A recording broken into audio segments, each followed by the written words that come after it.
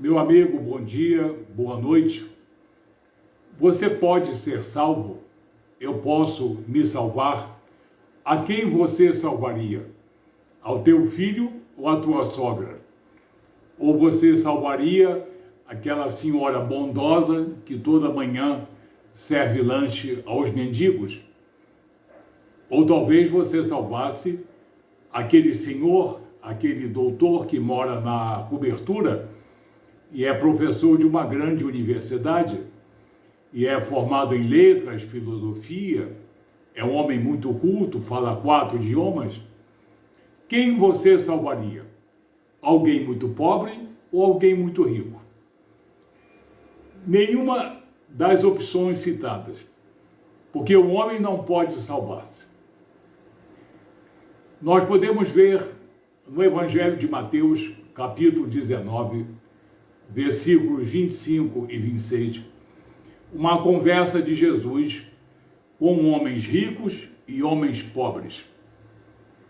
E esses homens estavam discutindo, e Jesus sabia o que estava no coração deles. Os pobres achavam que estavam longe da salvação, porque sendo pobres, estavam longe de Deus. E os ricos se achavam, no caso, privilegiados. Por serem ricos, eles eram mais abençoados por Deus.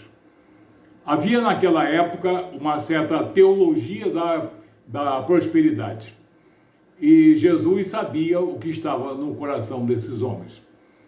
Então Jesus começa a falar sobre o perigo das riquezas. E ele termina dizendo que nem a pobreza nem a riqueza são impedimento para a salvação. E nenhuma das duas condições é garantia para a salvação. Então, Jesus lançou aquela dúvida, aquela celeuma, e um dos homens se levanta e pergunta: então, Jesus, quem é que pode ser salvo? Quem pode ser salvo? Aí Jesus olha nos olhos desse homem firmemente e diz: a salvação é impossível aos homens, mas o que é impossível aos homens é possível a Deus. Então, em Mateus capítulo 19, versículos 25 e 26, Jesus claramente diz: o homem não pode salvar-se, ele precisa ser salvo pela intervenção e pela vontade soberana de Deus. A isso nós chamamos monergismo, ou seja, um só poder, uma só força, sendo exercida soberanamente para a nossa salvação. O apóstolo Paulo também confirma o que Jesus disse. O apóstolo Paulo, na carta aos Efésios, capítulo 2, a partir do versículo 8, ele diz: pela graça sois salvos mediante a fé, e isso não vem de vós, é dom de Deus, não vem de obras, para que nenhum homem se glorie. Somos feitura dele, criados em Cristo Jesus para as boas obras que Deus de antemão criou para que nelas andássemos. Então, Paulo afirma que a salvação é pela graça, mediante a fé, e as boas obras, como fraternidade e caridade, é o caminho natural do homem cristão, do homem salvo, mas não salvação pelas obras. E ele repete, com outras palavras, na carta ao jovem Tito, capítulo 3, a partir do versículo 5, quando ele afirma: não por obras de justiça praticadas por nós, mas pela sua misericórdia ele nos salvou.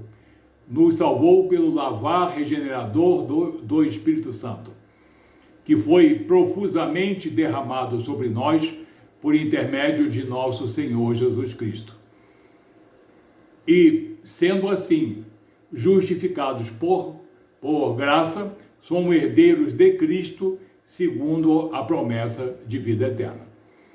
Então, Jesus é claro, Paulo também, nessas duas passagens, afirma que a salvação não é pelas obras, pelas virtudes, pelas qualidades humanas, mas sim ela vem do alto, monergisticamente, soberanamente, pela misericórdia e pela graça de Deus.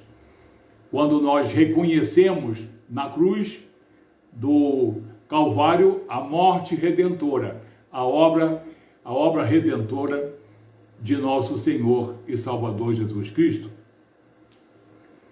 Vamos citar mais um exemplo bastante forte, Pedro.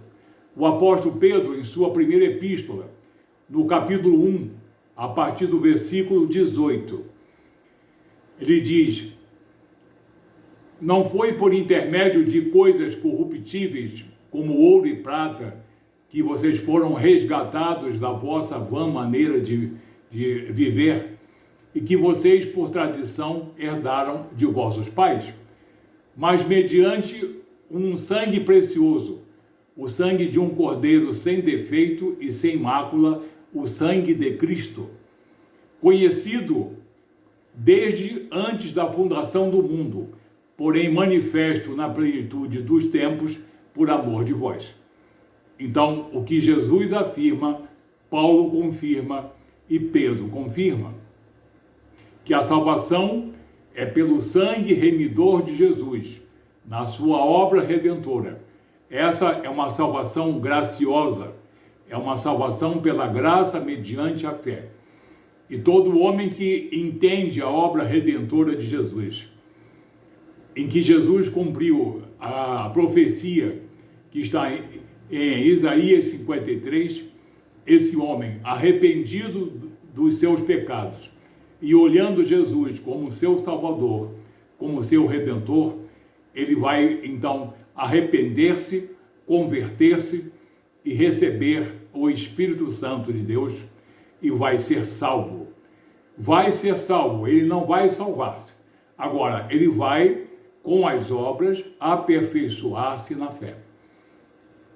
Vamos dar o último exemplo, que eu gosto muito, do apóstolo João. Citamos Jesus em Mateus 19, Paulo, Pedro, agora João.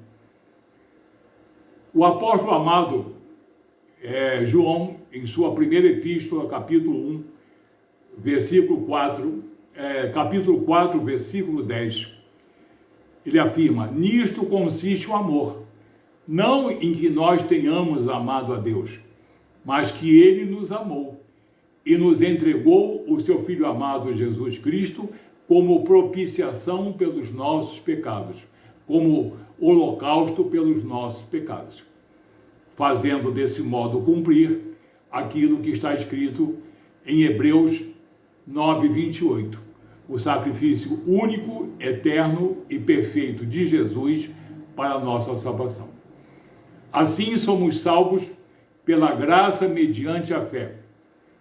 Não somos salvos por obras, nem fraternidade, nem caridade, nem muito menos conhecimento ou erudição. Essas coisas são boas e devem ser adicionadas à nossa vida cristã para nós nos fortalecermos nessa fé.